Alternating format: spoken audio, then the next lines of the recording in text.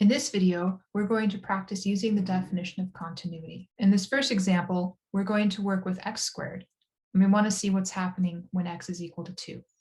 So we notice that it looks like we can approximate 4 as accurately as desired by picking values for x close enough to 2, which tells us that the limit is equal to 4. The second part is to actually evaluate the function when x is equal to 2. 2 squared is 4. And then the third piece is to check, did we get the same value?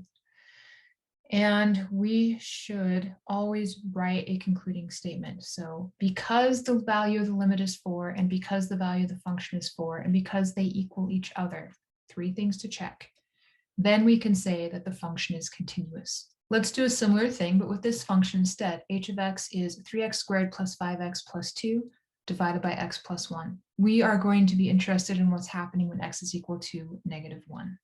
So when x is -1, it looks like the function values are -1 as well.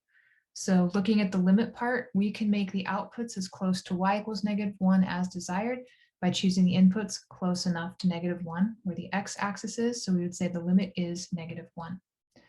If we were to use the graph to evaluate this function, it does look like the function is also equal to -1. However, as soon as we start plugging in and we evaluate the function kind of by hand or manually, if you want to think about it that way, we notice that when we get to the denominator, we end up with -1 plus 1 in the denominator, which is equal to 0, and we can't divide by 0. This is telling us we cannot evaluate the function when h is equal to -1, and so h of -1 does not exist.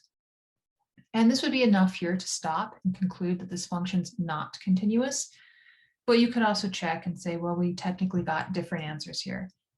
But it's enough to just say that h of -1 does not exist, therefore our function is not continuous when x is equal to -1.